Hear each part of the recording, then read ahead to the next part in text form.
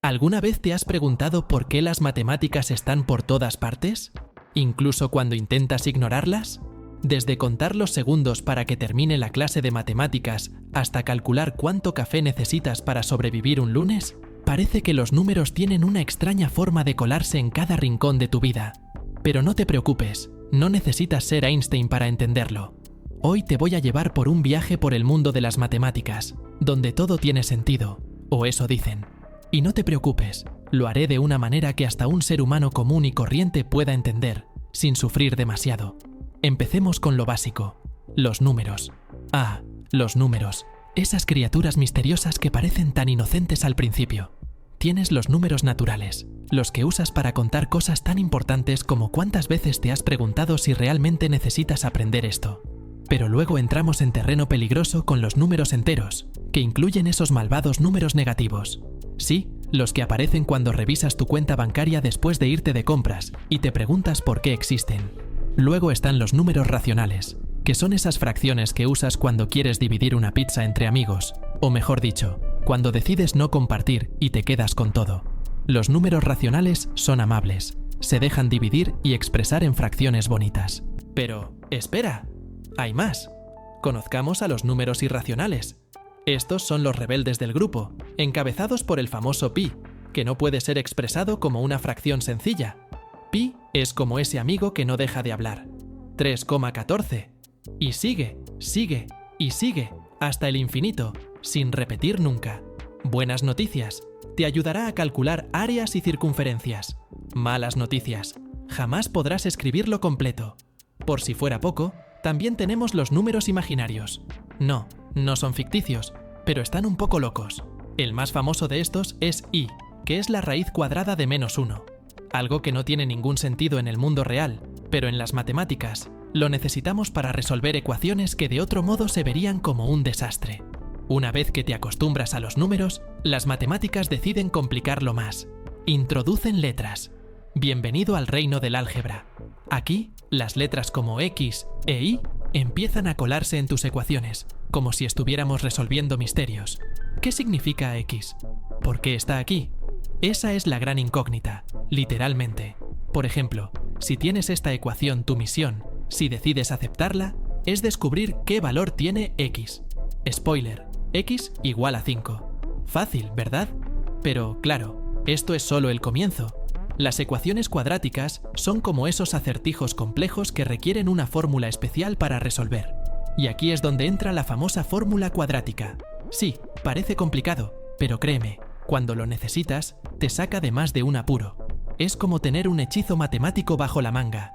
El álgebra no se conforma con solo números y letras.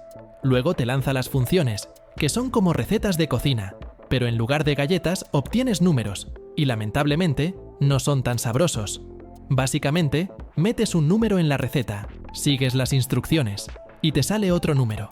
Por ejemplo, si tienes esta función y metes un 3, lo cocinas un poco y ¡zas!, obtienes un 5. Es como una batidora de números, pero sin el desorden en la cocina. Y si metes tu calificación de examen en esta función y tienes un 10, bueno, quizás sea mejor no intentarlo. Las funciones están aquí para asegurarse de que todo tenga sentido matemático, incluso cuando nuestras notas no salen como esperábamos. Dejemos un poco de lado los números y las letras y vayamos a la geometría, ese arte de darle forma al mundo que te rodea. Aquí no estamos solo contando cosas, estamos dibujando cosas. La geometría es lo que te permite medir el tamaño de una pizza, que siempre es importante, o calcular la altura de una montaña sin escalarla. Mucho más práctico, ¿verdad? Primero, los triángulos. Todos hemos oído hablar de nuestro buen amigo Pitágoras, ¿no? El tipo que nos dio su famoso teorema. Esto te permite calcular el lado que te falta en un triángulo rectángulo, y es sorprendentemente útil si alguna vez decides ser arquitecto, ingeniero, o simplemente quieres impresionar a alguien en una fiesta. Y claro, no podemos olvidarnos del círculo. Probablemente recuerdes esta fórmula de la escuela. El área de un círculo es igual a pi por el radio al cuadrado.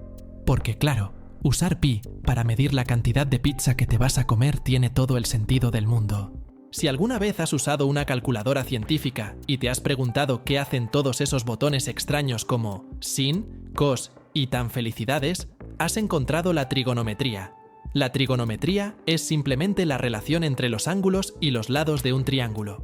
El seno, no el que tienes en el pecho, es la relación entre el lado opuesto al ángulo y la hipotenusa.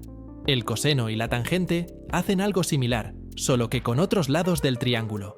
¿Para qué sirve todo esto? Bueno, si alguna vez quieres medir la altura de un edificio sin saltar desde el techo, la trigonometría será tu salvación. Ahora, entremos en terreno serio, el cálculo. Aquí es donde las matemáticas empiezan a volverse realmente impresionantes. El cálculo es lo que usamos para entender el cambio. Si el álgebra resuelve el qué, el cálculo resuelve el cómo y el cuándo.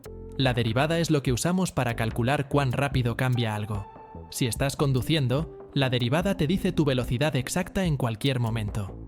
Es como tener un velocímetro matemático en todo lo que haces. Por otro lado, las integrales son el proceso inverso. Si la derivada te dice qué tan rápido te estás moviendo, la integral te dice cuánto te has movido en total. Básicamente, las integrales te permiten sumar cantidades diminutas para obtener un valor total. Perfecto para calcular distancias recorridas o el área bajo una curva. ¿Alguna vez te has preguntado cuáles son las probabilidades de que ganes un sorteo? Pista: son muy remotas. La probabilidad es la rama de las matemáticas que nos ayuda a predecir qué tan probable es que ocurra algo. Por ejemplo, al lanzar una moneda, tienes un 50% de probabilidades de que salga cara. Pero, ¿qué pasa si lanzas 2 monedas?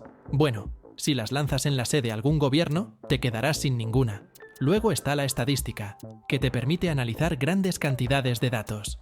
Es gracias a la estadística que podemos saber cuál es el promedio de altura de una población, o cuántas personas prefieren la pizza de pepperoni sobre la de piña.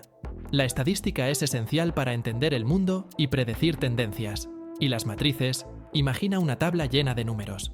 Lo sé, parece aburrido, pero las matrices son la forma en que los matemáticos y programadores organizan grandes cantidades de información. En álgebra lineal, las matrices te permiten hacer cosas como rotar objetos en 3D o resolver sistemas de ecuaciones con estilo. Así que, ahí lo tienes. Desde los números más básicos hasta las derivadas más complicadas, las matemáticas son el motor oculto que hace funcionar el universo. Sí, a veces son confusas, pero sin ellas no podríamos hacer nada de lo que hacemos. Así que la próxima vez que alguien te pregunte ¿para qué sirven las matemáticas?, puedes responder con confianza: para todo. O bueno, si la profesora no te aprueba, para nada.